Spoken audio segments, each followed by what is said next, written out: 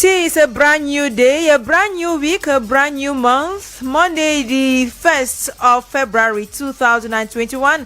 Good afternoon and welcome to Royal Afternoon Edition, the 2 p.m. 28.4 Royal FM and live on Facebook on Royal FM Cameroon with me, Promise Akante, coming up.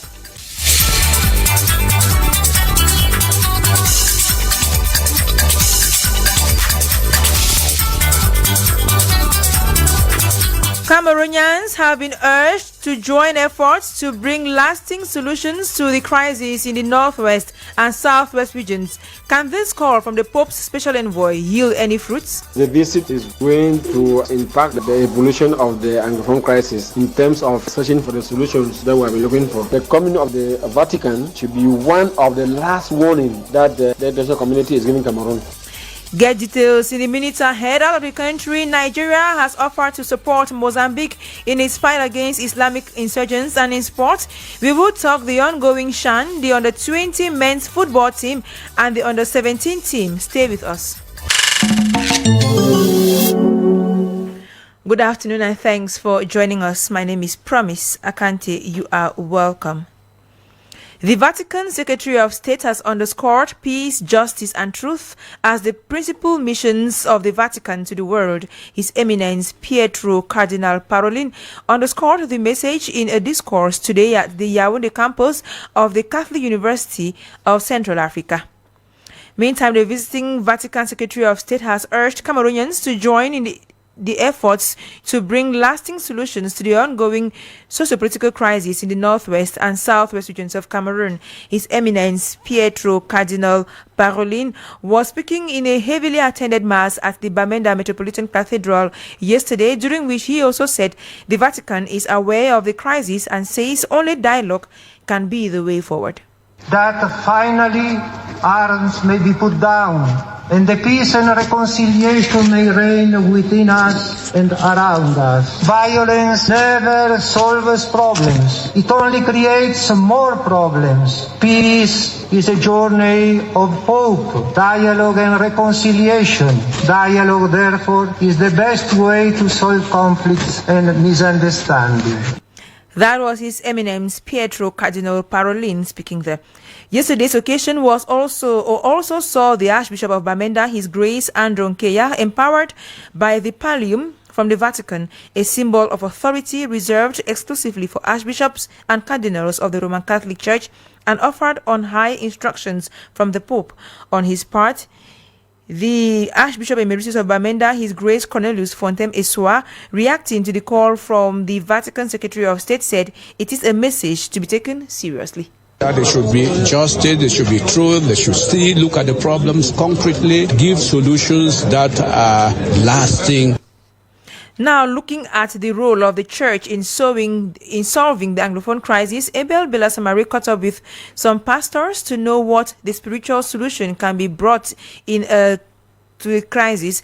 Reverend Kwa Julius is a pastor with the Cameroon Baptist Convention. To the best of my knowledge, for spiritual advice of how this Anglophone issue can be settled, first, the spiritual leaders should be able to communicate as one man. We should be able to come together and brainstorm together and keep the issue of denominations aside. Because what I realize is that many people are having their own views. And with those diverse views, it makes it very difficult for this matter. Because this thing, there's a lot of mysticism. Mysticism has entered the matter.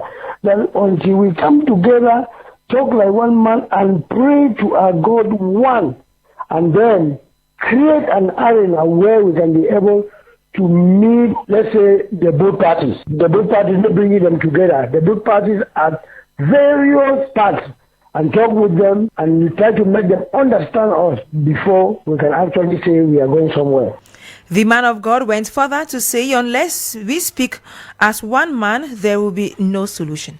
With the mystical part of this issue, there is already a clear cut that many have actually decided to allow God and embark on mysticism.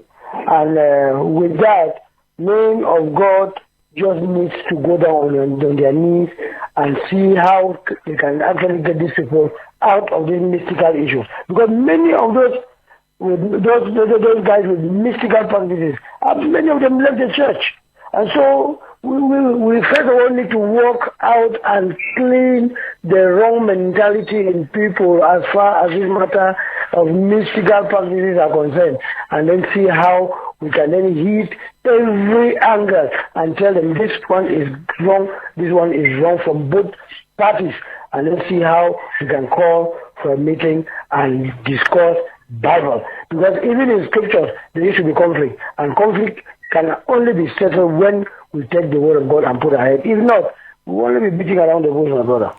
That was Reverend Julius Kwa speaking, the pastor of the Cameroon Baptist Convention. And just like him, Pastor Louis Carey of the Glorious Embassy says, people have fasted and people have prayed, and people have not stopped fasting, people have not stopped praying. By the time our leaders in the government will see into the issue, there will be a solution. So long as they don't want to listen to instruction given by their own prophets in their land, their own ministers of God in their land, they will continue to pray.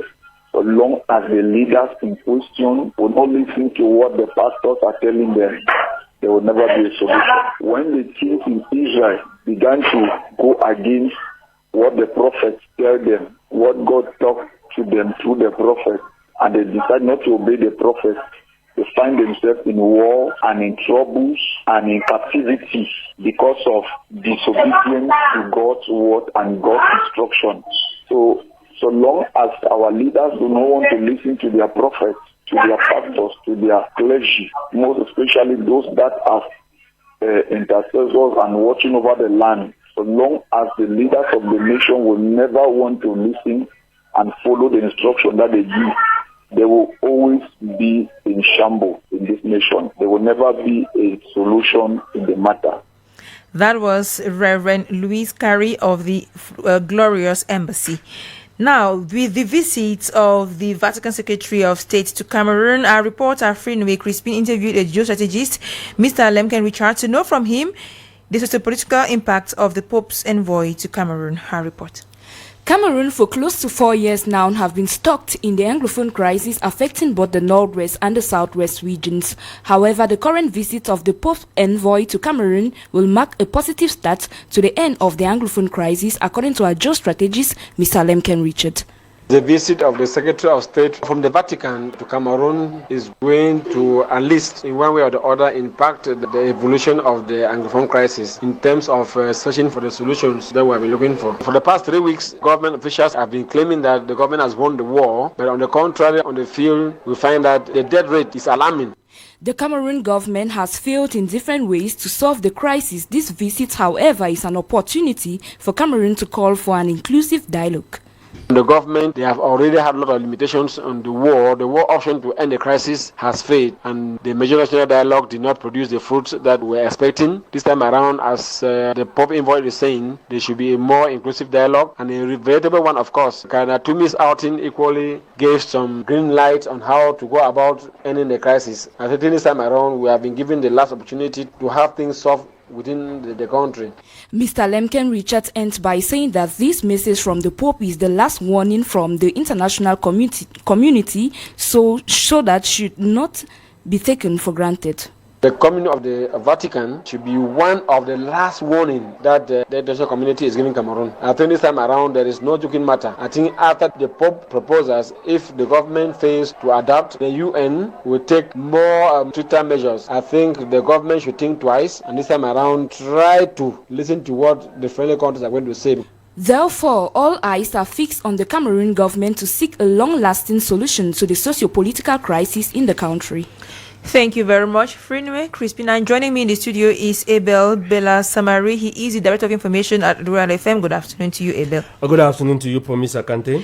Abel, with you, we talk the Anglophone crisis. The Pope's envoy, the Secretary of State of the Vatican City, Pietro Cardinal Parolin, who has recommended dialogue, reconciliation to end crisis in the northwest and southwest region. Abel, my question to you is, who is responsible for bringing this much needed dialogue and reconciliation? Promise Sakante, a politician, once told us that the crisis in the northwest and southwest region is purely an internal affair. No foreign intervention is needed. Cameroonians are capable of solving their own problems. It is 4 to 5 years today that the northwest and southwest region have become a no-man land, as the government and the separatists call them, the Ambazonia, are in constant battle of who actually control that part of the country. The government has been on a tiptoe to tackle the Monday ghost town imposed by separatists that have proven faulty, even with the means of transportation and series of educative talk. The local population has been on constant hit whether to obey or not to. This ghost town has completely destroyed the growing economy of the two regions. Life has become unbearable for the common man. The fundamental question now is who will be that messiah to save the land. The elites today, call them the living forces, are in the wilderness backing like toothless bulldog. Some have become experts in lies telling. Both sides of the coin has fed the population with lies until information now is a commodity for the highest bidder to buy. Petro Cardinal Parolin, special envoy of Pope Francis, while decorating Archbishop Kia, recommended dialogue and reconciliation to end the Anglophone crisis. Who is to organize the dialogue and ask for reconciliation? Is it the government who has been firm in its position, or the hardliners who are bent on seeing the form of state being changed? Will the peace crusader be the living forces, call them the elite, who have all become war merchants as they treat their population with political possession? Will the separatists this time bend themselves low and give peace a chance, or the population that has been playing a hide-and-seek game? At one point, they will come out en masse, defaulting ghost town's rule, and see like what we saw yesterday at the Mancon Cathedral. Oh, the next day, they respect ghost town. I don't want to talk about the church that has been more divided than the body of Christ over the Anglophone crisis. The foreign power too are only there to look for their own interests. According to some scholars, to solve the Anglophone crisis is a collective initiative which requires just a shift from one's position. Thank you very much, Staffman Abel Bella Samaria. Still to come in this newscast, this year's edition of National Bilingualism Week has been launched. But what do Cameroonians think of the level of bilingualism in the country? Bilingualism in my neighborhood is kind of a myth because it's very rare to see somebody speaking both languages. You are listening to the 2 p.m. news on 88.4 Royal FM and watching us live on Facebook on Royal FM Cameroon. A high-level delegation of members of government is in Bere in the far north region, where the Minister of Youth Affairs and Civic Education is about now launching activities ahead of the 55th edition of the Youth Day. Mununa Futsu has enjoined the youth to respect government barrier measures against the coronavirus and to take advantage of the programs and projects put in place by the head of state to improve on their welfare. The activities of the 55th Youth Week have as theme Youth Resilience, Challenges and Opportunities in the Wake of COVID-19. Activities marking the start of the Bilingualism Week kick off today, February 1. This year's theme is Bilingualism, a tool for a resilient, qualitative and inclusive education. State authorities like the Minister of Youth and Civic Education and Secondary Education Minister have just finished presiding over activities in schools in the far north and west regions respectively. To this effect, the question as to if government efforts to promote bilingualism is yielding fruits is the question our reporter Susan Nanyonge put across to some Cameroonians and compared the views in the following report. There are lots of ideas regarding the level of bilingualism in the country, though for some people there is still a lot to be done. This is the case of Dylan, who decries the situation. Bilingualism in my neighborhood is kind of a myth because it's very rare to see somebody speaking both languages. Only if maybe a francophone who goes to an anglophone school, that's when the person might be bilingual. But a francophone who is only going to a francophone school, they don't really apprehend the language. For them, it's a joke. And since some anglophones are moving up to Yaoundé, they are forced sometimes to learn the French language. That's where I can even think of bilingualism. Just like him, Catherine says that bilingualism still has a long way to go. What is done is not bad, but it's not enough. Because, for instance, in my neighborhood, up to now, people are not able to talk both languages. Every morning, maybe I want to buy some bread. Because I'm used to English, I'll go maybe and say, "Good morning, sir." Immediately,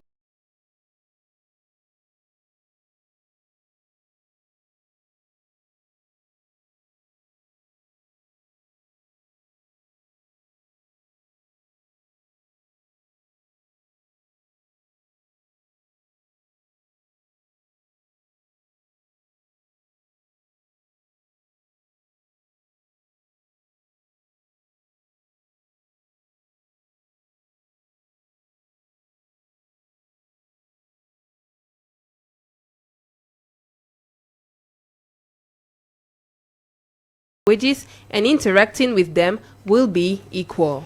Thank you very much, Susan Nanyonge. A confidential note has emerged on social media supposedly from the Minister of State, Secretary General at the Presidency of the Republic, addressed to the Minister of State, Minister of Justice and Keeper of the Seals, with main object the stop of procedures against the former Minister of Water Resources and Energy, Bazia Tanganakuna. The true or false information that has been largely relayed by mainstream and print media makes mention of the fact that the said detained minister has reimbursed the embezzled amount to public treasury.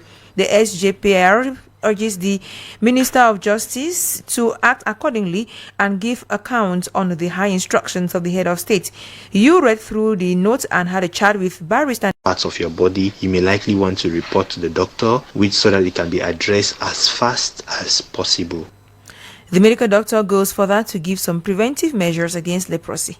Leprosy is an infectious disease caused by the Mycobacterium leprae. It causes progressive and permanent damage to the skin, the nerves, the legs, hands and the eyes. Usually it begins with a patch on the skin, and these patches are not as sensitive as the normal parts of the body, as though they were getting numb, we can say it that way. When the nerves are affected, that part of the body loses its function. Progressively you will see damage to the skin, then the fingers will get clawed and the toes will get clawed and they may even get chopped off. That will damage the skin, and with the eyes you may even get blind at some point. Fortunately, leprosy can be cured with a combination of several drugs, and the disabilities can be managed with the help of surgery in some cases. It is likely to be transmitted through droplets from the nose and mouth and during close and frequent contact with untreated cases.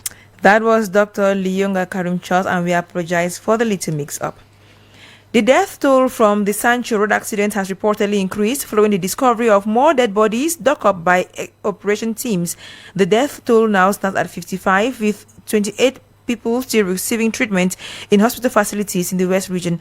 Meantime, members of the Parliamentary Road Safety Network have visited the survivors of the road accident with messages of goodwill to their bereaved families. The lawmakers were dispatched to the scene of the accident for fact-finding.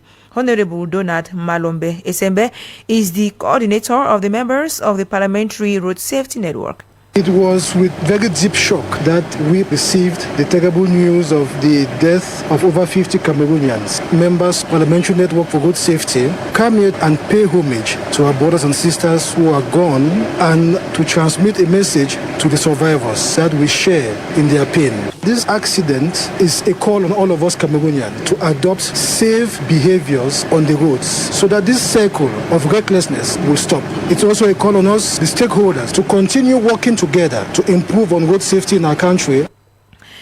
Meantime, the Minister of Public Works, Emmanuel Nganonjumesi, is presiding over a meeting with public transporters and transport unionists in the West region to put in place measures to curb road accidents, with one of the main measures, which is the banning of night travels. That meeting is being chaired by the Minister of Transport, and in line with this meeting to see if they can ban night traveling, our reporter Jamenta cornered the man on the street to find out if they are for or against night travels. She compiled their views in the following report.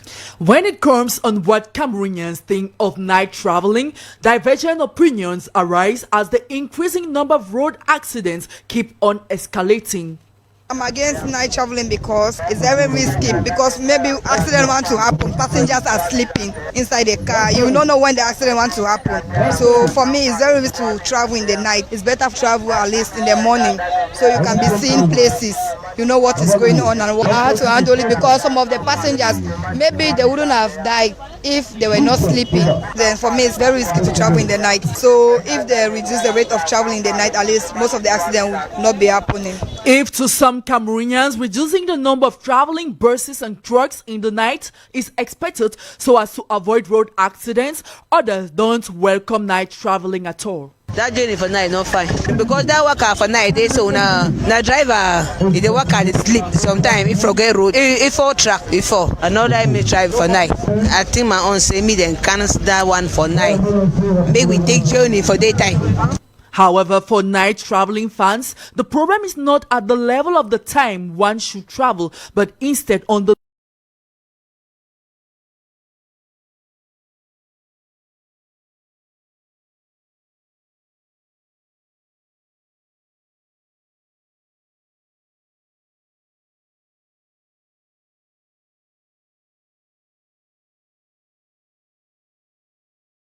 easily have an accident even during the day, so I'm not against night traveling.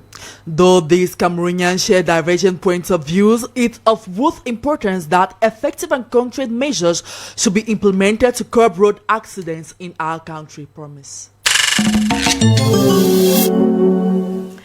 Out of the country, Nigeria has offered to support Mozambique in its fight against Islamist insurgents in the gas-rich northern province of Cabo Delgado. Nigeria's Minister of Foreign Affairs, Geoffrey Onyenama, visited Mozambique over the weekend and met Prime Minister Carlos Agostinho do Rosario.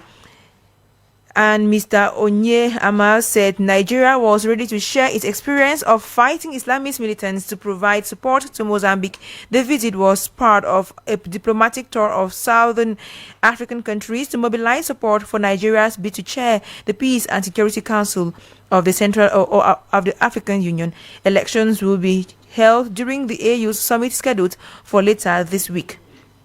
In a similar development, South Africa's President Cyril Ramaphosa has termed his tenure at the helm of the African Union as a baptism of fire, in quotes, in his one-year term as chairperson of the continental body, which will end later this week, and he will be succeeded by the president of the DR Congo, Felix Tshisekedi. President Ramaphosa said his main task over the last year was to steer the continent through a global pandemic. South Africans have faced 3 alcohol bans since the COVID-19 pandemic hit last March. The government says as it battles a surge in COVID-19 cases, a ban on alcohol is necessary to alleviate the pressure on its healthcare system. The last ban was imposed on December 28, but the South African government is now facing mounting legal charges. And to this ban on alcohol, the brewing industry argues that legal action is needed to protect its employees, suppliers, and customers. It says the damage to the South African economy is disproportional and unlawful and takes away the right of the South African public to responsibly consume a drink in the safety of their homes. It says unless the ban is lifted, millions could lose their jobs. Myanmar's military has seized power after detaining civilian leader Aung San Suu Kyi and other senior members of her governing party. A statement on the military television said all authority has been given to the top army commander and a one-year state of emergency has been declared. The coup follows a landslide election win by Ms. Suu Kyi's National League for Democracy, NLD. She urged her supporters not to accept this and protest against the coup. In a letter written in preparation to her impending detention, she said the military's action put the country back under dictatorship. In the early hours of today, the military said it was handing power to Commander-in-Chief Min Aung Hlaing because of election fraud. Myanmar, also known as Burma, was ruled by the armed forces until 2011 when democratic reforms spearheaded by Aung San Suu Kyi ended military rule. Let's come back to talk sports, and in sports we talk the Shan in Cameroon. The 2021 African Nations Football Championship Chan Cameroon, our special page in the news. And we talk Chan, where the Cameroon's intermediate Lions have advanced to the semi-finals of the 2020 African Nations Football Championship after producing a stunning comeback to beat the Democratic Republic of Congo, two-time winners of the competition. The game, which was played at the Japoma Stadium in Douala, recorded some unfortunate lapses but went on hitch-free to the end. Ben Emmanuel reports. The highly expected clash between the intermediate Lions of Cameroon and the Leopards of DR Congo was fought on two fronts, both on and off the pitch, and inflamed by the scramble for tickets. Before the kickoff was given at the 50,000 Japoma Stadium, there were several irregularities, with players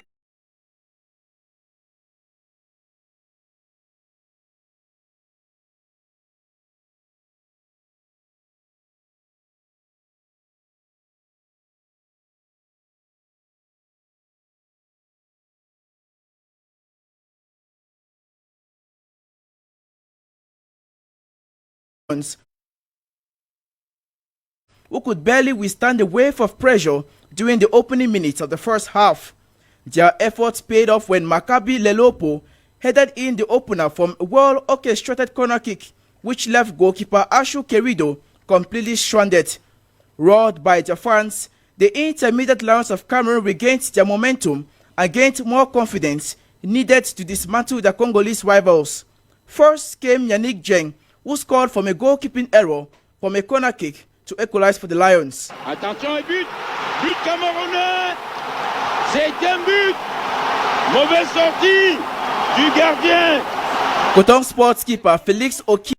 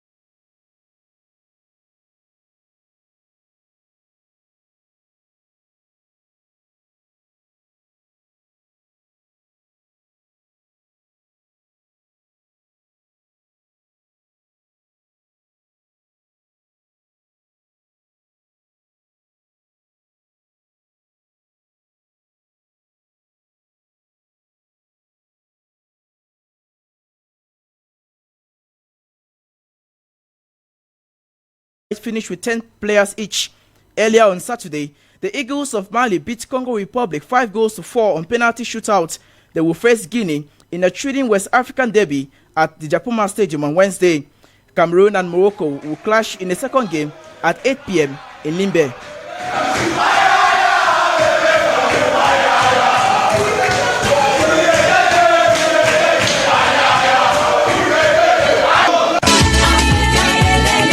The 2021 African Nations Football Championship Chan Cameroon. That was our special page in the news. Away from the Chan news, the under-20 men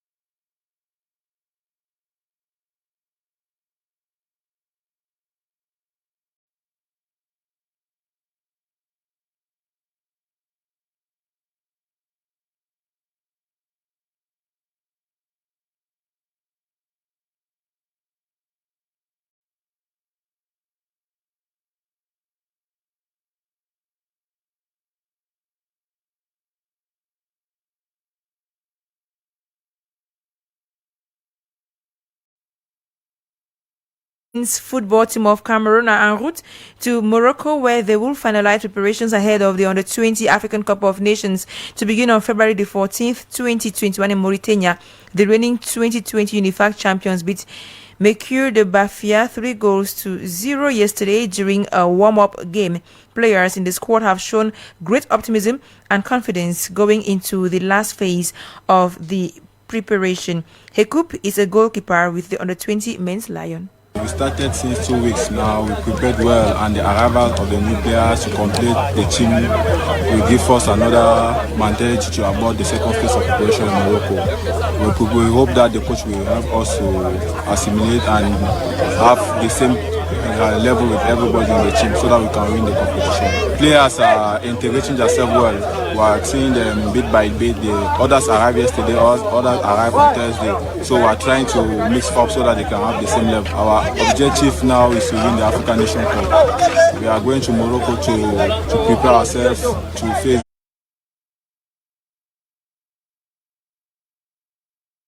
the other nations of the continent.